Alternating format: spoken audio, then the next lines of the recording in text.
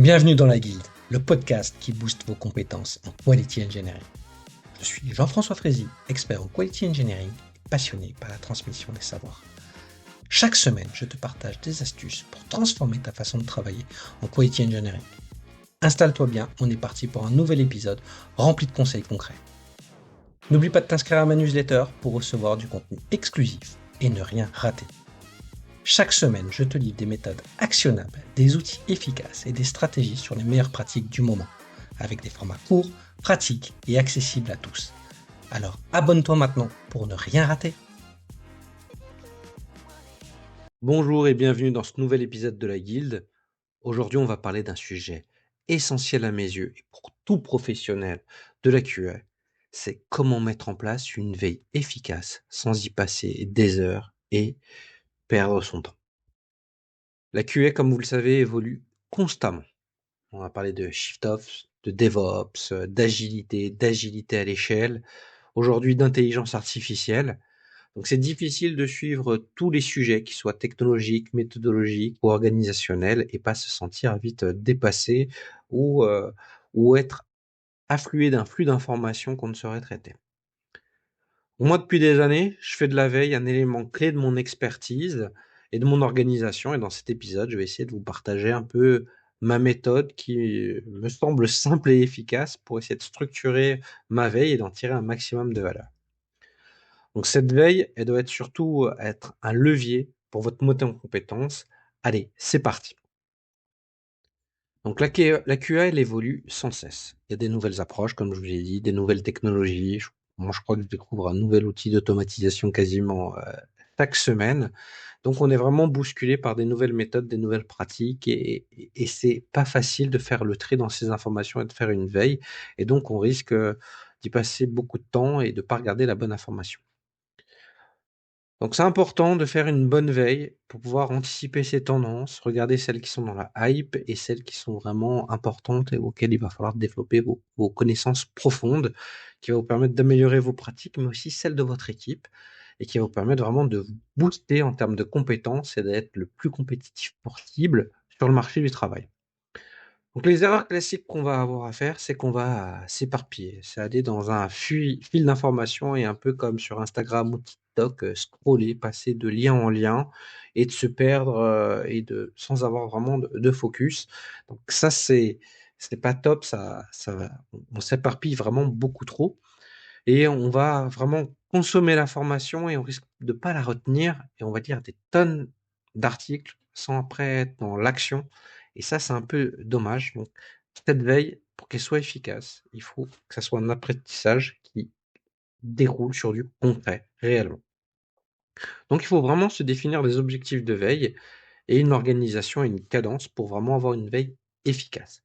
Donc, avant de se lancer tête baissée, il faut vraiment se poser la question, quel est le sujet qui m'intéresse? Qu'est-ce que je veux regarder?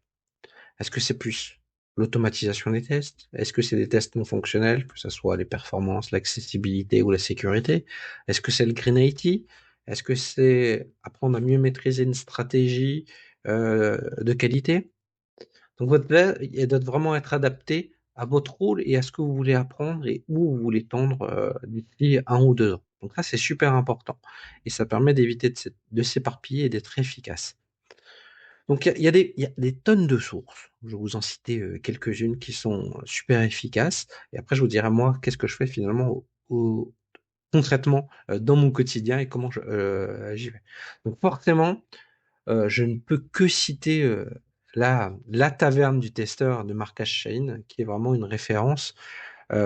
Marc, si tu nous écoutes, continue, dans cette lancée.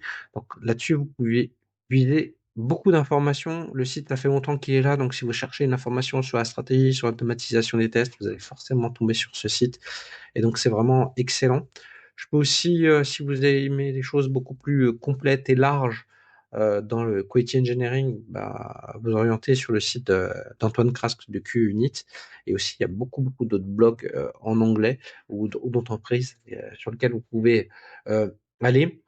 Moi c'est vraiment les 2 blogs sur lesquels, je puise le plus d'inspiration aujourd'hui et j'aime bien les podcasts et d'ailleurs c'est pour ça que j'en ai fait un et je peux vous en conseiller vraiment 3. Le post de Nankeda Kalisti, vraiment hyper qualitatif, avec des super interviews à écouter et à réécouter. Il y a deux autres podcasts que j'écoute un peu moins assidûment parce que j'arrive pas à tout écouter, mais c'est celui déjà de Zanicki qui s'appelle Quality Time. Donc c'est aussi intéressant avec un autre format et d'autres types d'intervenants. Et il y a le dernier à arriver récemment, c'est celui de SSID qui est QV qualité, vraiment très intéressant. Donc je vous encourage à les découvrir ou à les réécouter si vous ne le faites pas. Et ça se fait et ça se consomme assez efficacement. Vous pouvez aussi vous abonner à des newsletters, bah, comme forcément la newsletter de la Guilde. J'espère que vous êtes abonné. Mais il y a aussi deux autres newsletters qui peuvent être intéressants, notamment dans la communauté française. Je citerai celle de Yacine Stidi, qui est la newsletter du testeur, qui est disponible sur LinkedIn, ou celle de Julien Maire sur les bonnes pratiques de QA, qui est aussi disponible sur LinkedIn. Donc, je vous encourage à aller sur leur profil et vous abonner à leur newsletter. C'est souvent, il n'y en a pas à une fréquence hebdomadaire, mais suffisamment intéressantes pour les regarder parce que dès qu'ils sortent un article, c'est vraiment très qualitatif.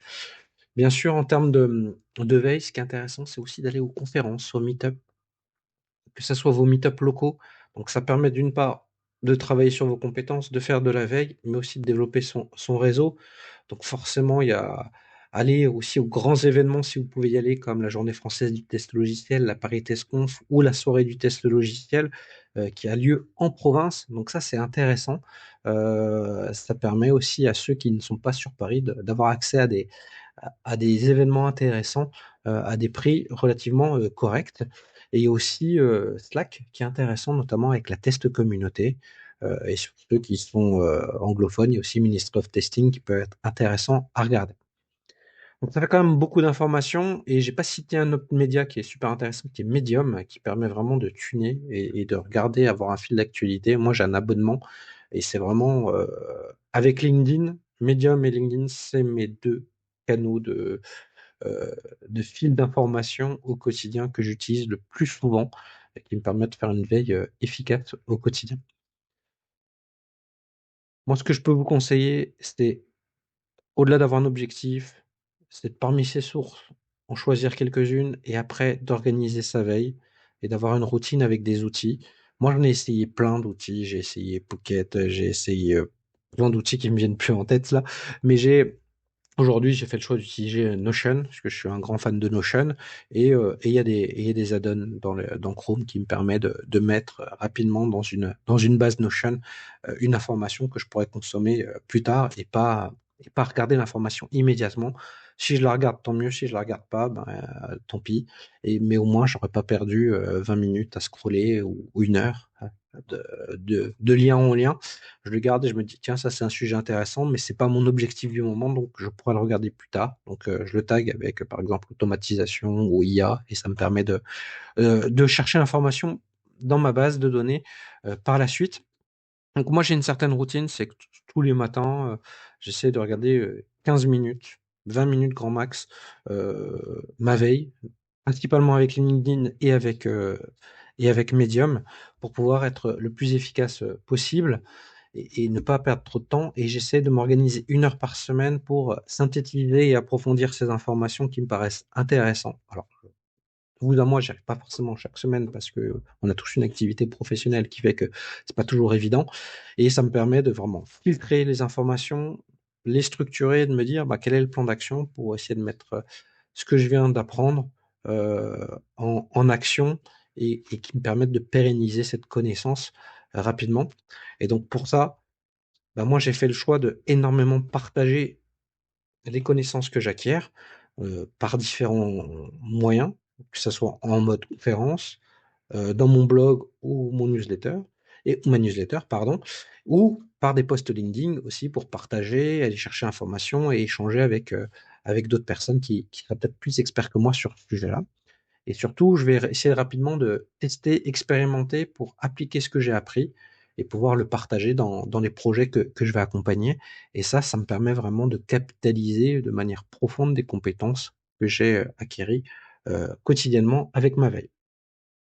Donc pour résumer, une veille efficace, c'est vraiment beaucoup de focus, beaucoup de rigueur et avec une régularité quasiment, quotidienne et surtout passer à l'action pour mettre en place les compétences que vous avez acquises. Je sais pas, vous avez tous fait une formation de plusieurs jours et auquel vous mettez pas tout de suite en place des actions, vous voyez vite que l'information que vous avez acquérie, elle se délite dans le temps et vous n'arrivez pas à être aussi efficace si vous y reprenez 6 mois après. Donc essayez tout de suite d'être dans l'efficacité, dans la mise en place et surtout réécrivez les choses, appropriez-les-vous. C'est le meilleur moyen, notamment via un blog, via un guide d'utilisateur en interne qui vous permet d'être le plus efficace dessus. Donc, je suis curieux de savoir quels sont vos outils et aussi vos astuces de veille. Donc, n'hésitez pas de venir vers moi pour en discuter, notamment sur LinkedIn. J'espère que ce épisode vous a plu. Donc, n'hésitez pas à vous abonner à ce podcast, mais aussi à ma newsletter de la Guilde pour avoir une veille efficace. Et je vous dis à très bientôt sur la Guilde. Au revoir. Merci d'avoir écouté cet épisode. C'est grâce à toi que la Guilde continue de grandir. Si tu as aimé, n'hésite pas à partager autour de toi et à laisser un avis 5 étoiles sur ta plateforme préférée. Je te donne rendez-vous au prochain épisode avec encore plus de conseils pour booster tes compétences.